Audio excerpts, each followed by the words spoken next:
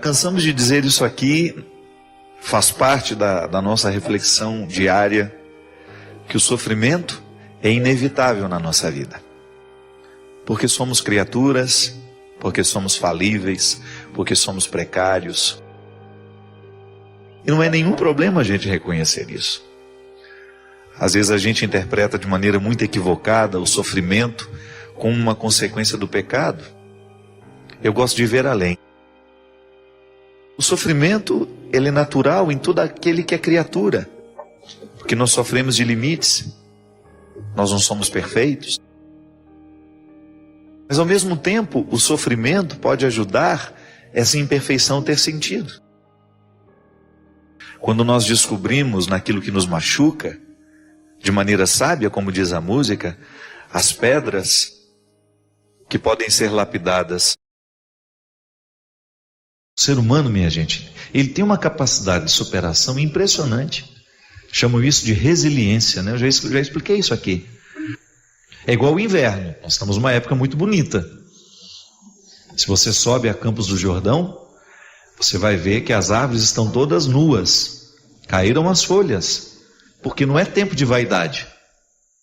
Se aquela árvore quiser sobreviver, ela não pode insistir em manter as folhas verdinhas. Você olha para aquela árvore e você até tem a tentação de pensar, morreu, acabou, pode descer o machado nela aí que não serve para nada, vamos fazer lenha. Mentira. Aí quando você chega final de agosto, início de setembro, aquelas árvores já estão todas renovadas. Aquilo que parecia morto está cheio de vida agora. Minha gente, nós precisamos fazer a mesma coisa toda vez que nós somos visitados pelos invernos da vida. A gente precisa se concentrar no essencial. O que nos mantém de pé? Aí você começa a elencar e você vai riscando as bobagens que nós vamos assumindo ao longo das nossas vidas. O que nos mantém de pé? São os compromissos sociais? O que nos mantém vivos? São as festas que a gente participa? Tudo isso é importante quando nós temos condições. Se você passa por uma dificuldade financeira, por exemplo, você tem que cortar custos. Não é assim que funciona? Porque se você não corta custos, você vai à falência. Ah, tudo bem, eu tinha condições de ter um jardineiro, eu tinha condições de ter uma pessoa que me ajudava na cozinha e eu tinha uma arrumadeira. Aí de repente seu marido perde o emprego ou reduz o salário dele, você vai ter que fazer uma redução. É a resiliência dentro do contexto familiar, é a gente ser capaz de se adaptar às novas condições financeiras. Da mesma maneira como um diamante em estado bruto, a gente pode nem reconhecê-lo, porque ele não parece ser diamante, porque ele ainda não passou pela lapidação. O diamante em estado bruto é uma pedra igual às outras. Só o olho clínico, o olho técnico identifica que ali dentro tem brilho. E por isso, o golpe duro para poder retirar os excessos. A gente é a mesma coisa. Diamantes em estados brutos que precisam ser lapidados. Diamantes que necessitam o duro golpe da lapidação, para que a gente possa fazer brilhar o que existe por dentro. Muitas situações não vão nos chegar no momento em que nós queremos. O tempo tem o seu ritmo. E aqui entra aquela questão inicial. A dimensão profética do meu batismo me denuncia. Então eu diariamente me denuncio. E isso também é profecia. Você se perguntar, você ser capaz de olhar para você? Você ser capaz de olhar para o que você está vivendo e se perguntar, o que eu preciso fazer para me adaptar a isso? Para eu não sofrer além da conta, para eu ser capaz de administrar esse momento difícil com sabedoria, com dignidade. E aí, ainda que você não tenha a resposta clara diante dos seus olhos, você está com condições de prosseguir. Nem sempre a gente consegue. Encontramos todo dia pessoas que fracassam nos seus sofrimentos. Pessoas que não sabem viver a contradição da dor. Porque a dor é um território contraditório. Quando nós somos visitados por um sofrimento agudo, é como se a coerência do mundo fosse embora.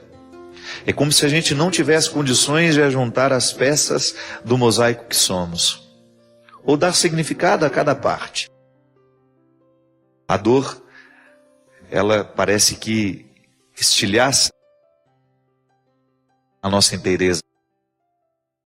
Que às vezes a gente, por causa da dor que sente, a gente toma decisões precipitadas. Eu mesmo acompanhei um caso de uma senhora que perdeu o marido e o filho num acidente, e ela já aos 50 e poucos anos, queria de toda maneira adotar uma criança imediatamente à morte, à perda daqueles entes queridos. É claro que não é sábio fazer um negócio desse. A opção por adotar uma criança não pode ser uma maneira de fugir da minha dor. Porque quando uma pessoa que nós amamos é retirada do nosso meio, o nosso mundo perde a coerência. Mas essa perda pode ser temporária. Quando pela força da ressurreição nós começamos a resgatar a memória daquele que nós amamos e que nos deixou, e trazemos essa pessoa para o nosso dia a dia de outra forma, que não é mais física, não é mais material. É impressionante, minha gente, como é dom de Deus em nós a resiliência. A vida é assim mesmo, nós somos criaturas, nós adoecemos, nós morremos. E é claro que esse é um alento. Eu sei que é um conforto para o coração da gente pensar, Deus me tirou. O que Ele dá, tudo que nasce um dia morre. É claro que a gente não gostaria que morresse tão cedo, a gente gostaria que todo mundo morresse velhinho, doente na cama em casa, né? Sem aquelas aparelhagens de UTI horrorosas, estendendo uma vida que nem é vida mais. A gente gostaria que todo mundo que a gente ama morresse lá com 100 e poucos anos e apagasse como se apaga uma vela, sem sofrimento, mas não é assim. É natural que no momento em que você perde o seu filho, você sinta que Deus lhe causou um prejuízo. É uma visão ingênua, mas acontece. Depois a própria vida nos amadurece para pensar que aquilo não foi Deus. É o acontecimento natural da vida. A vida está entregue à liberdade de ser o que pode ser. Então nós estamos abertos, nós estamos entregues às mãos dessa vida, onde acidentes podem acontecer por negligências nossas, ou até porque morremos naturalmente. O corpo morre. A cada dia nós vamos perdendo a vitalidade, e por isso a experiência do cuidado é tão importante para que essa saúde seja mantida. Por isso os exames periódicos, a gente vai ao médico, procura para descobrir a tempo as doenças que, se não descobertas a tempo, podem nos matar sim. É a vida. Somos nós parceiros de Deus aí na manutenção de tudo isso, mas de vez em quando não dá certo. De vez em quando não dá certo. Por mais que a gente tenha lutado, por mais que a gente tenha tentado, a vida vem e nos rouba o que temos de mais precioso. A vida é cruel, gente, e é cruel para todo mundo. Não é cruel só com você. Onde existe vida humana, ali existe crueldade. Infelizmente, o que é a crueldade? Vamos especificar isso, né? Para não dar a impressão que Deus está sendo cruel com a gente. Porque definitivamente eu serei sempre um defensor de Deus. Eu não acho que Deus nos manda doença para nos ensinar nada. Eu acho que Deus sempre quer o bem da humanidade, o amor, a beleza, a bondade. Agora, ao entregar a obra criada a uma regra interior e livre, que existe dentro de cada condição criada, nós estamos sujeitos às leis. E o mistério de Deus, nessa hora, minha gente, acontece. Porque Deus nos fala muito mais quando nos calamos do que quando falamos. Você imagina se Deus ficar interferindo em tudo o tempo todo? Ele retira a liberdade do mundo, né? Mas tá bom, a gente acredita que quando a gente reza, Ele nos atende. Eu não estou entrando nesse mérito.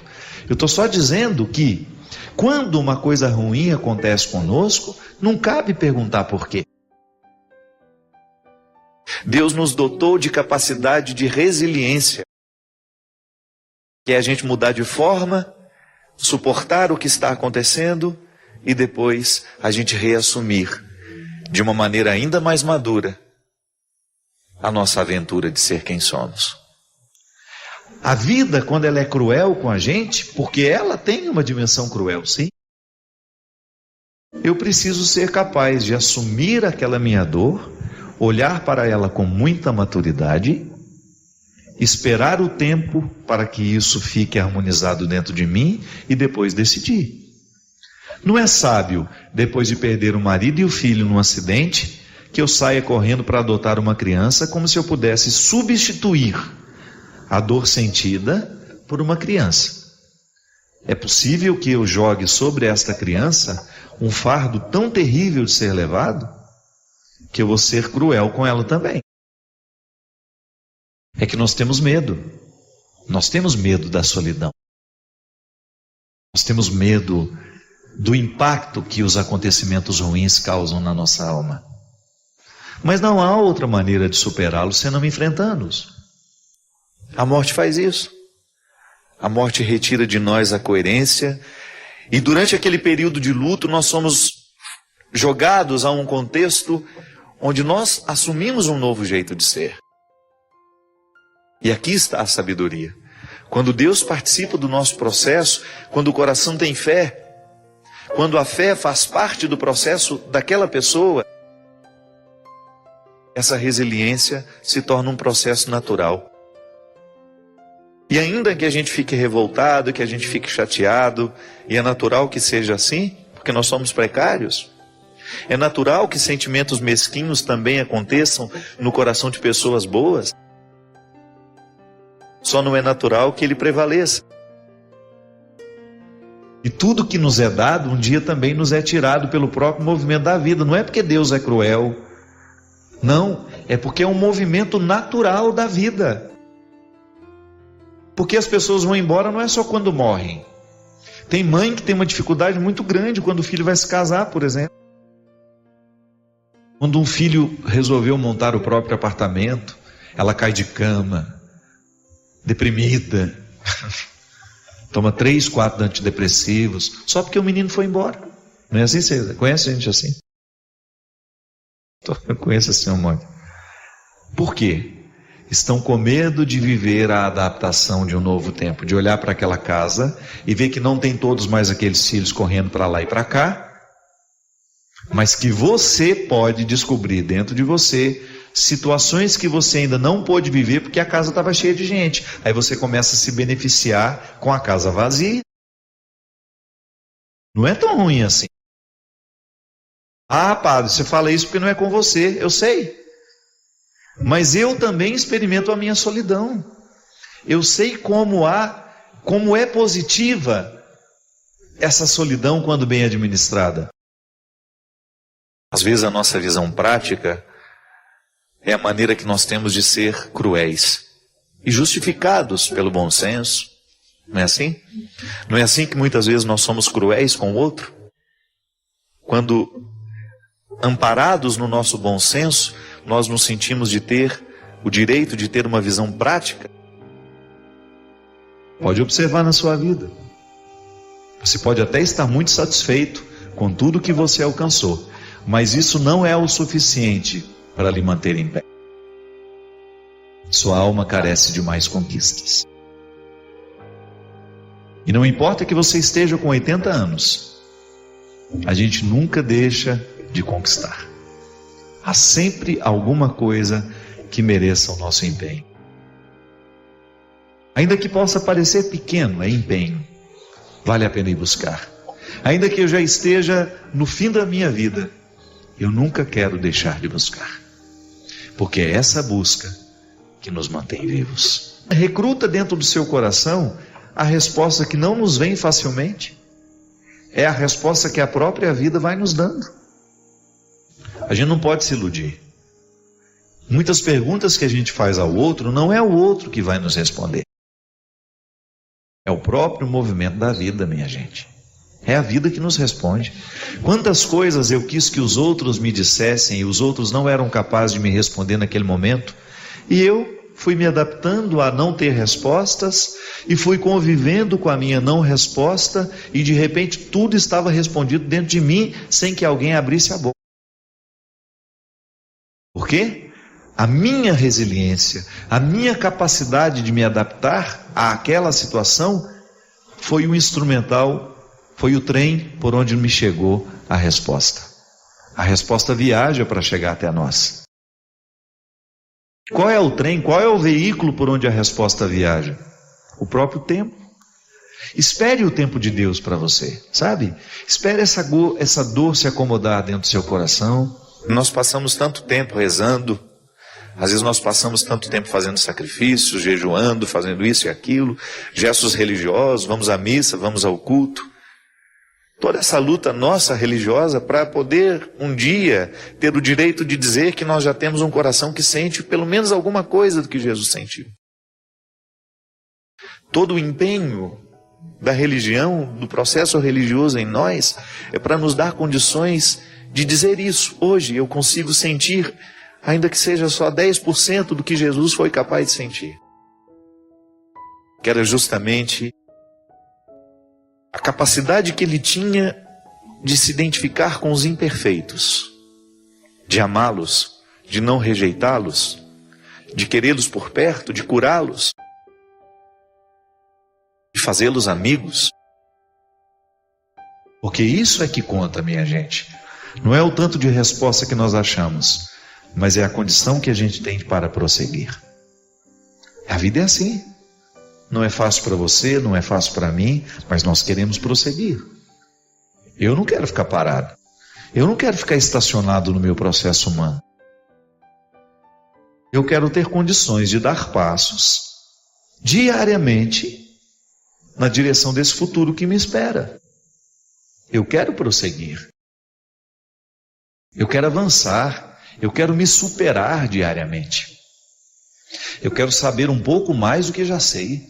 Para isso eu leio, para isso eu estudo, para isso eu não me contento com o último livro lido, eu quero outro. O que nos move é a gana. Bem administrada, é claro, né? Porque senão vira ganância. A gana, o desejo, a vontade de ir além. E o que é o desejo? É a satisfação? Não é não. O desejo não é a satisfação, o desejo é a ausência. O que me move não é o que eu tenho, o que me move é o que eu não tenho. E isso é fantástico. O que nos move como pessoas não é o que nós já alcançamos, é o que ainda não temos que nos move. Não é assim? Na nossa vida espiritual afetiva é a mesma coisa. De vez em quando nós somos abatidos pelas dificuldades e nós precisamos viver a resiliência. Às vezes as pedras que chegam no nosso coração são tão pequenas e nós a enxergamos tão grandes. Minha gente, tanta situação neste mundo precisa de pessoas. E aí a gente fica dentro de casa chorando porque a gente está sozinha, porque o filho está namorando e não dá mais atenção para a gente. Para com isso. Tem tanta coisa preciosa que pode ser vivida e experimentada quando você está vivendo essa libertação. Desça sobre mim, sobre você, sobre todos nós, a bênção e a proteção do céu, do Deus Todo-Poderoso, Pai, Filho e Espírito Santo.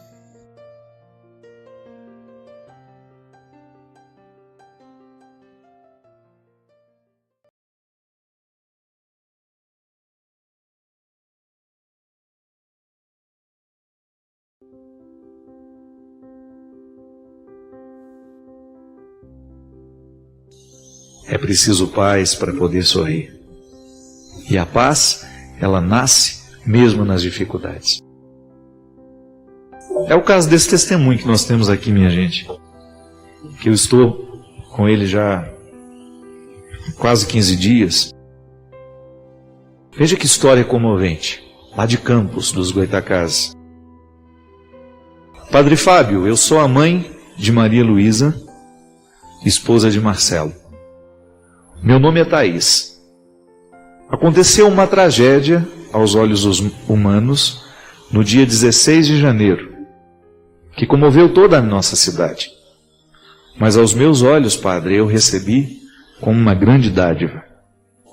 Tive a oportunidade de ser mãe de um anjo. Eu não podia ter filhos, e antes de fazer tratamento me entreguei inteiramente nas mãos de Deus e disse: se for para eu sofrer nas tentativas de engravidar um aborto, não me dê esta graça. Eu não suportaria a perda. Fiz tratamento, engravidei em apenas um mês de tratamento, apenas regulando meu ciclo menstrual. Foi a grande graça que recebi. Mas no íntimo, sempre soube que não seria fácil. Como também sentia que a minha filha seria diferente e que viria para a salvação de muitos. Mas isso me perturbava, Padre, porque nesses momentos eu me confundia com a Virgem Maria e pensava: não vou dar vida ao menino Jesus. Mas sabia que eu daria à luz a uma grande mulher.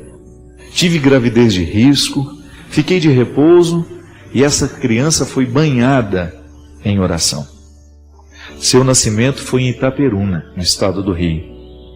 E logo pequenininha, veio em meus braços pela estrada. E eu a comparava a todo momento com o menino Jesus, com muito medo de estar blasfemando. Bem, vivi um intenso dia de amor e preparação para entregar a minha filha ao Senhor. Eu achava que a minha educação a faria uma grande mulher de Deus. Estive na Canção Nova para entregar o umbigo da minha querida filha, que guardei durante 1 ano e 10 meses, até eu ir à Canção Nova. Eu queria enterrar o umbigo de Malu na presença dela, uma vez que ela era muito esperta e falava tudo, e entendia que iríamos enterrar o seu umbigo junto à imagem de Nossa Senhora na Canção Nova. Lá falamos, eu e ela: Maria Luísa é do Senhor. Depois eu disse: Senhor, eu te entrego a minha filha, ela não me pertence. Só não sabia, Padre Fábio, que no dia em que eu fui enterrar o umbigo da minha filha, agradecendo a Deus a graça de tê-la em nossa vida, que eu teria que enterrá-la de fato. Ao voltar para a nossa cidade e continuarmos as nossas férias, sofremos um acidente que resultou na morte de Malu e deixou meu marido em estado grave. E eu, embora dirigindo o carro tenha sido arremessado para fora, só tive ferimentos sobre a pele. Fui preservada em toda a minha saúde. Toda a nossa cidade, Padre, amigos, somos muito conhecidos aqui, temos uma caminhada na igreja, somos professores, todo mundo pensava que eu não suportaria receber a notícia de que minha filha estava morta. Eu, na verdade, sofri sim, muito, mas fiquei lisonjeada, pois tive a certeza de que Deus me deu a graça de ser a mãe de um anjo. Não fui a mãe de Jesus, mas fui a mãe de um anjo que pude presentear ao Senhor como o meu maior bem, uma vez que só o Senhor havia me dado essa graça nesta vida. Meu marido está internado com a medula preservada, embora em estado delicado. Minha luta não acabou. Quanto à recuperação dele, confesso que tenho medo, mas também o entrego ao Senhor. Escrevo apenas para dizer que suas palavras, que os seus livros estão me acalentando todas as manhãs, antes de visitá-lo no hospital, onde não suportaria se não me alicerçasse nessas suas palestras. Uma multidão se reúne em oração pela recuperação da nossa família, e estamos arrastando uma multidão, quando nem mesmo ainda acabou o nosso sofrimento. E agora, recebi uma ligação de alguém me perguntando se eu não queria escrever essa história para o Senhor. Padre Fábio, conto com suas orações e faço questão de dar o testemunho da minha dor, na certeza de que não pertenço a esse mundo. Sagrado coração de Jesus, eu confio em vós. Thaís Almada. A Thaís mandou para nós aqui a foto da Maria Luísa. Se tiver como mostrar.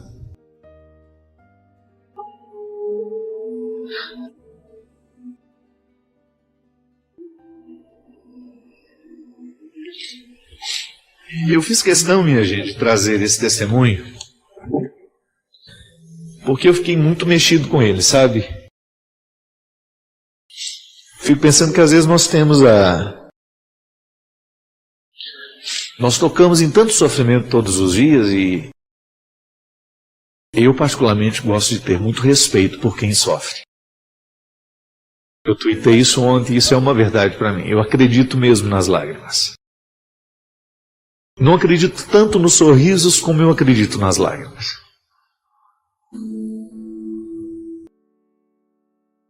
Esse testemunho, ele mexe comigo por um motivo muito simples. Ele é evangélico. É um testemunho de alguém que que esteja profundamente visitado por Deus é que tem condições de dizer o que a Thaís disse. Fico muito comovido toda vez que Nossa Senhora da Piedade,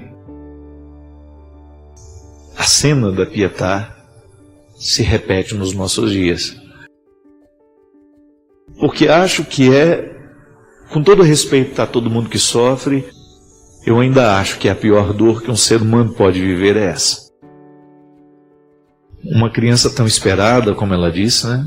Tão desejada, tão sonhada, vem pela graça de Deus sem precisar de muito tratamento, vive 1 ano e 10 meses, eles veem a Canção Nova para cumprir uma promessa, sepultar o umbigo da filha num território que eles consideram especial para eles, e a voltar a essa tragédia. A tragédia nos cala, nós não temos resposta para isso, nós não temos o que dizer. Nenhuma palavra mágica pode apagar a dor. Mas a palavra da Thaís nos serve hoje como um testemunho de fé. E volto ao início da minha fala. Por que faço questão de dizer e de contá-lo? Porque eu acho que ele nos acorda. Não é? Ele nos acorda. É tão difícil dar graças a Deus no momento da dor. É tão raro isso acontecer, é tão raro a gente ver, que quando acontece, a gente precisa fazer justiça. A partida de alguém que a gente ama é sempre tão dolorosa, é sempre tão sofrida.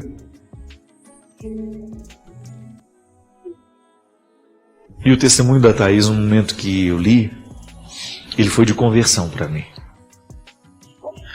De pensar que meu coração tão cheio de misérias, às vezes não é capaz de perceber a felicidade ao meu lado. Meu coração tão cheio de imperfeições, não é capaz de ser grato.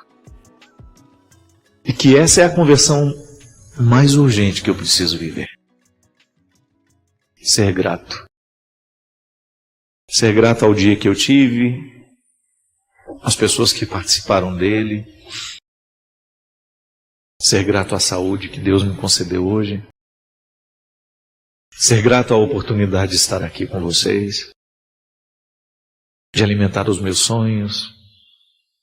De ter a oportunidade de receber esse testemunho, de saber que estamos unidos, que a comunhão um dia foi estabelecida e que essa trama invisível da existência foi nos amarrando, que você está no coração de alguém que sofre mesmo sem você nunca ter estado com ela,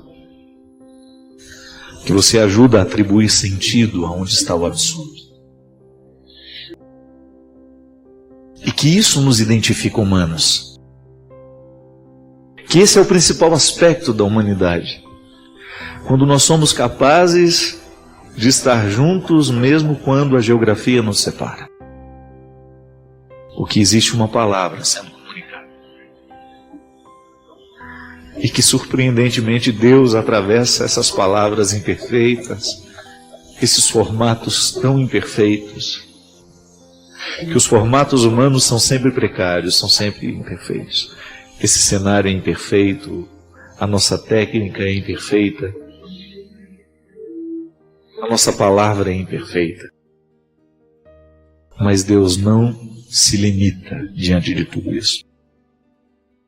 Ele passa por ela. Ele acontece através dela. E eu não poderia voltar, começar de outro jeito, de outra forma. Agradecendo a Deus pela vida da Thaís, pela capacidade que essa mulher tem de crer na ressurreição e de até mesmo nos assustar com um testemunho tão vivo, tão cheio de verdade. E para você, Thaís, e para todos os que nos assistem neste momento, na tentativa de encontrar um significado para a dor, eu me coloco mais uma vez disponível, em comunhão, desejoso de estar aqui sempre, fazendo do nosso programa uma oportunidade de encontro. Que a vida é assim. Um dia a gente chega, no outro a gente vai embora. O que nos diferencia é o que a gente faz entre o dia que chega e o que a gente vai embora. A grande questão da vida é essa, é o que a gente faz entre o dia que a gente chega e o dia que a gente vai embora.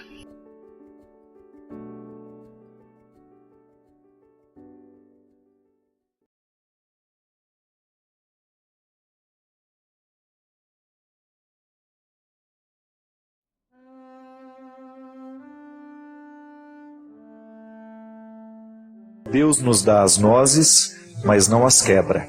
Olha que interessante isso. Deus nos dá as nozes, mas não as quebra. E aí, a partir disso, um autor, Paulo Roberto Gaefke, escreveu o seguinte texto: tem muita gente esperando o bolo pronto. Gente que espera mais do que um milagre, querem que os anjos virem contadores e resolvam a sua contabilidade pessoal que nunca fecha. Gastam mais do que ganham e vivem endividados. Querem que os anjos virem médicos e que curem aquela cirrose de anos de muito álcool, o enfisema pulmonar de muitos anos de tabaco, as doenças crônicas de anos de má alimentação, as doenças nervosas da falta do amor próprio. O milagre está aí todos os dias, à disposição de quem quer mudar. À disposição de quem quer mudar. É o sol que propicia o trabalho, a chuva que promove o arado, o mar que traz o cardume, o rio que se enche de peixes, a tecnologia que cria empregos, a própria vida que se renova e diz de forma clara e concisa: Deus dá tudo o que você precisa. É tempo de motivação, de acreditar mais em você, usar a energia da alma, do coração. Tempo de pegar as nozes e quebrá-las. Com os frutos, fazer bolos, doces e sorvetes. Aí você me convida para ir lá comer o bolo com café com leite. Tantas possibilidades para o milagre se estabelecer, para você ver e sentir a Deus. Aprende então com essa lição. Deus não se encontra na lamentação, nem se acha com reclamação. Deus se encontra no trabalho, no suor do rosto, daquele que se entrega ao bem, que não tem tempo para falar mal de ninguém. Gente que descobre de verdade que é Ele mesmo um verdadeiro milagre. Bonito, não é? E eu sou a favor mesmo disso. Chega dessa história de nós pensarmos que Deus vem realizar tudo por nós. Deus nos dá a graça o tempo todo. A graça precisa encontrar a tarefa, né? Deus nos deu de graça, Deus nos capacitou com muitas bênçãos. Agora nós precisamos reagir a tudo isso. Aliás, minha gente, é muito triste quando você percebe que o principal problema da pessoa é a preguiça. Preguiça em todos os sentidos da vida. Tem gente que tem preguiça de melhorar. Tem gente que tem preguiça de fazer um esforcinho para se tornar um ser humano melhor. Tem gente que tem preguiça prática de limpar uma poeira, tem preguiça de trabalhar, já levanta desanimado, já não quer muito esforço, quer tudo que caia do céu. Não. O mundo só pode ser transformado por pessoas corajosas, por pessoas que se enfrentam todos os dias. O maior desafio que você tem na vida é domar a si mesmo. Muitas vezes você perde muito tempo querendo domar o outro, querendo tomar conta da vida do outro, mas o principal objetivo que você tem com a vida é você. O principal lugar a ser domado é você. O principal lugar a ser transformado é você. Eu não estou falando para você sem escutar isso, não é? Então eu também já imediatamente escuto que o principal lugar a ser transformado sou eu, que o primeiro a dar o passo na mudança sou eu, e que preguiça não leva ninguém a nada. Arregaça as mangas, vai estudar, vai trabalhar, vai viver com dignidade. Tenho muito medo quando as pessoas se acomodam na caridade. Tenho muito medo quando as pessoas se acomodam na caridade que recebem e deixam de fazer o esforço para que ela tenha condições de superar aquele momento, para não precisar mais daquela caridade, para que aquela caridade seja dispensada a uma outra pessoa que esteja mais necessitada. A caridade que a gente recebe, eu também, quantas vezes eu já fui ajudado? Em muitos momentos da nossa vida nós precisamos de ajuda em todos os aspectos. Mas aquele momento de ser ajudado é para ser transitório. Nós não temos que ficar a vida inteira depois dependendo. É por isso que a gente não suporta a gente pegajosa. Afetivamente carente, né? O que é o afeto? A carência afetiva. É aquela pessoa que quer o tempo todo a caridade alheia, do ponto de vista afetivo. Veja bem, o amor do outro é importante na nossa vida, mas é você que tem que carregar os seus fardos o tempo todo. Um ou outro amigo para nos ajudar a levar a vida, a levar a existência, mas você tem que dar conta dos seus problemas, das suas dificuldades. Aí, de vez em quando, você divide quando está pesado demais. Mas você não tem o direito de estabelecer-se na preguiça, na acomodação e esperar que o outro venha fazer por você. E religião que ensina que Deus faz tudo está errado. A religião honesta é aquela que nos ensina que a graça de Deus precisa encontrar também o suor do nosso rosto. Uma vez alguém perguntou para o Rui Barbosa, o grande escritor, o grande pensador, qual é o segredo da sua genialidade, Rui? Você estava esperando pensar, recebi uma boa genética, meu pai foi muito inteligente, né? Estou muito capacitado. Não, ele disse assim, o segredo da minha capacidade é que o sol nunca me surpreende na cama. Significa que levantava cedo para dar conta da vida. É claro que a vida mudou, levantar cedo não significa muita coisa mais. Tem gente que trabalha até às 3 da manhã para depois, não tem como levantar cedo, né, Maurício? Esse é o seu caso. Trabalhou essa noite quase toda. Mas o levantar cedo é uma metáfora, isso é, não perco tempo. Estou correndo atrás de tudo que posso. Ainda essa semana a Léo me apresentou, a Léo é a pessoa que é responsável pela minha vida, né? Todas as nossas atividades na Talentos. A Léo me apresentou uma pessoa e eu fiquei muito comovido com a história que eu ouvi daquela pessoa. E aí, num dos detalhes, dos muitos detalhes da história rica daquela pessoa, é que a grande dificuldade financeira que eles passam não impede aquela família de sonhar. Uma mulher que fez até o 2º grau com muito esforço, com muita luta, uma amante da leitura. E eu achei interessante e bonito que essa pessoa ela não tem dinheiro para comprar os livros. Sabe o que ela faz? Ela vai para a livraria, finge que está vendo os livros, pega lá o livro, lê umas 5, 6 páginas, 10, larga lá. Depois ela volta, pega o mesmo livro, lê mais 5, 10.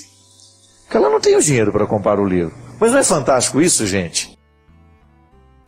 E aquilo me comoveu tanto que eu vou mandar uma caixa de livro para ela. Me comoveu tanto porque às vezes a pessoa tem o livro dentro de casa, tem o dinheiro, pode comprar e não tem o hábito da leitura. Aquela criatura privada de tantas coisas, materialmente falando, mas ela não está privada do essencial, que é a vontade. A vontade é a maior riqueza que uma pessoa pode ter. Porque sem vontade você pode dar à pessoa faculdade, pode dar a ela uma casa, pode dar um emprego, mas se ela não tem vontade de viver tudo isso, de nada vai valer. De nada adiantará ter tudo isso. De nada adiantará. Agora a pessoa tem a restrição, mas dentro do coração dela, ela tem esse pacto com a vida, ela não desanima, ela faz o seu esforço diário. É por isso que eu não tenho pena de quem se esforça. Tenho pena é de preguiçoso. Com aquele que se esforça eu sou solidário, com preguiçoso não. Ajudar, mas o outro também precisa se ajudar. Ele é a primeira parte, para dar certo. Nós não podemos fazer isso. Nós não podemos impedir as pessoas de viverem esse esforço. Que às vezes a gente quer ajudar, mas a gente vai levando o outro no colo, vai assumindo as responsabilidades dele. Não pode. E isso acontece em todas as dimensões da vida, viu? Inclusive na dimensão afetivo-espiritual. Muito cuidado, porque às vezes nós criamos um estado de preguiça espiritual no outro. Ele só passa no meio da sala. Ai, reza pra mim que eu tô precisando. Não tem um tipinho assim? Que adora que a gente põe a mão na cabeça dele, que reza por ele, mas ele mesmo não faz um esforço para melhorar. Ai, vocês estão precisando rezar para mim, gente, porque eu não estou bem, não. Nesses grupos de oração tem muita gente assim, que vai lá todo dia e desmaia e passa mal. Por quê? Ela quer atenção. Ou então aquele vampiro afetivo, que tem sempre aquela carinha assim. O vampiro afetivo é triste, ele suga o sangue da gente todo. Ele garra na jugular da gente e às vezes você leva tempo para saber que ele era um vampiro espiritual afetivo. Fica o tempo todo implorando o seu afeto, querendo o seu carinho, querendo a sua atenção. Aí é uma gama de possibilidades para poder fazer isso. Cuidado. E às vezes nós alimentamos essas pessoas, nós as impedimos de crescer. Por isso que amar é você ser duro com aquela pessoa no momento certo. Eu não titubeio na hora que eu preciso fazer isso. O que é de gente que quer grudar em mim e quer ficar pegajosa comigo, por quê? Porque acha que eu tenho a solução para os problemas delas. Por isso que ele tem que correr demais com quem acha que você é muito necessário. Cuidado. Se a pessoa acha que você é necessário demais para ela, cuidado, tem que ter equilíbrio. Até na amizade, não é verdade? Até no casamento. Bem, você vai bem. Não sei bem, você quer ir bem. Aí fica aquela coisa, parece que o amor conjugal é muito bonito. O amor conjugal precisa ser vivido o tempo todo nessa partilha, mas as vidas pessoais precisam continuar do mesmo jeito. Você precisa continuar tendo vontade própria, você precisa continuar sendo dona de si, para você poder se doar com mais qualidade para o outro. O amor não é essa coisa grudenta que muitas vezes sufoca, não pode. Por isso que às vezes uma palavra dura é a melhor expressão de amor para aquela pessoa. Cresça, amadureça, abra os olhos, para com isso. Deixa de ser vampiro. Vá viver a sua vida. Não, eu não tenho a solução para os seus problemas. Agora, quando o outro não quer crescer, ele vai fazer esse joguinho a vida inteira. Ele deixa de fazer com você, começa a fazer com o outro, e ele vai grudando, é igual a lagartixa, gruda onde pode. Porque senão cai, não pode ser assim. A vida precisa passar o tempo todo pela nossa disposição, pela nossa coragem e pela consciência. Eu preciso ter consciência de quais são as minhas limitações, de quais são as minhas possibilidades e agir com responsabilidade com tudo isso.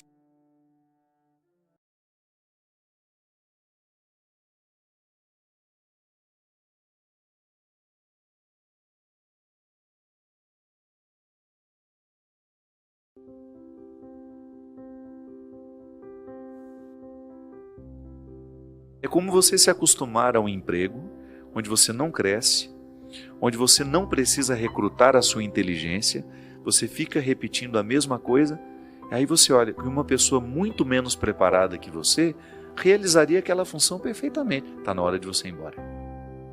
Está na hora de você buscar um outro lugar para você. Sabe por quê? Senão você vai começar a se nivelar por baixo. E essa fatura chega. Pode ser que hoje você esteja acostumado, o contexto lhe te anestesiou, mas vai chegar um momento que você vai se cobrar: meu Deus do céu, por que eu não tive coragem de fazer a minha mala e partir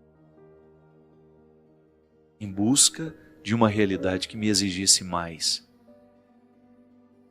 Por que eu não tive coragem de, naquela hora, tomar uma decisão que me causaria um desconforto, porque eu perderia a estabilidade, mas ao mesmo tempo me colocaria num projeto que de fato era para mim?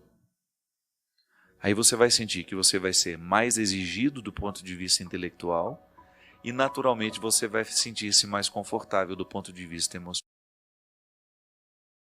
Quando nós temos a acomodação do processo intelectual, você começa a nutrir silenciosamente uma insatisfação emocional. Você sabe por quê? O ser humano sabe que pode. Você sabe que pode. Hoje, conversando com uma amiga minha, ela estava me dizendo que ela é empresária, ela trabalha não com um grupo muito grande de pessoas, mas ela fala assim: eu sempre tive muita habilidade de mandar os meus funcionários embora. Não é fácil, né? Já mandou alguém embora? Não quero ter esse desprazer, deve ser muito desagradável. Mas ela disse que quando ela identificava que um funcionário não correspondia mais ao que ela esperava, ela certamente teria de enfrentar o dissabor de despedir, ela começava a prestar atenção de maneira especial no que estava desestimulando aquela pessoa. E aí, quando ela chegava para a conversa, ela chegava toda otimista, ela não chegava metendo bronca, não. Ela começava dizendo assim: você tem percebido que você nasceu para muito mais do que aquilo que você faz? E se você não está desempenhando bem o seu papel, não é que você é incapaz, não. É que você não está estimulado. Você pode muito mais. Vá buscar um emprego melhor para você. Vá buscar um lugar onde você vá se exigir um pouco mais como pessoa e que naturalmente vai lhe dar uma satisfação, porque o que nos realiza é quando a gente tem a sensação de que a gente está crescendo. Diz que a pessoa ir embora feliz da vida. É um dom. É um dom de fazer o outro perceber que ele pode ser mais. Você faz isso com os outros? Você estimula as pessoas a serem mais? Ou você aproveita a acomodação para que elas fiquem escravizadas nos seus interesses? Você é capaz de se desafiar a querer mais para você? Ou você se contentou com o pouco que a vida lhe deu? Não estou dizendo que você será ingrato, que você vai jogar tudo fora, não. Eu estou apenas querendo que você olhe para você do mesmo jeito como Jesus nos olha. Aquela palavra dura, eu volto a dizer, aos fariseus e aos escribas, não é para humilhá-los, é para acordá-los. Nenhuma palavra de Jesus é para humilhar alguém, para que aqueles se sentissem piores do que eles realmente eram. Não, a palavra dura é para acordar o que está acomodado. Quanto mais acomodado está, mais dura tem de ser a palavra. Senão a gente não acorda. Você tem escutado? Você tem se percebido para saber se de fato você está no lugar certo? Tem medo de mudar? Tem medo de correr atrás daquilo que você pode se oferecer? Ou você se nivelou por baixo, se acomodou nas suas escolhas e está satisfeito esperando a morte? É muito triste isso. Eu preciso diariamente, por mais que eu já tenha conquistado os meus resultados intelectuais, eu preciso me desafiar. Emocionalmente, eu ainda não alcancei o equilíbrio que eu quero. Quero viver cada vez mais dono das minhas emoções, Não quero ser escravo dos meus sentimentos, das minhas iras, dos meus ódios, não. O processo de Deus para mim, o convite de Jesus para mim, é superar tudo aquilo que para mim é um contexto de hipocrisias. Eu quero ouvir essa palavra aqui e em nenhum momento pensar que Jesus está querendo me humilhar em público. Jesus está querendo é me acordar. Quanto mais dura é a palavra de Deus para nós, maior é o seu amor. Porque aquele que ama exige até a última gota, para que aquele que é amado chegue ao melhor de si mesmo. É isso que eu lhe desejo. Que Deus lhe desafie, que Deus lhe incomode, que Deus lhe grite essa palavra dura, para que você saia de todas as realidades, para que você rompa com todas as realidades que estão lhe aprisionando.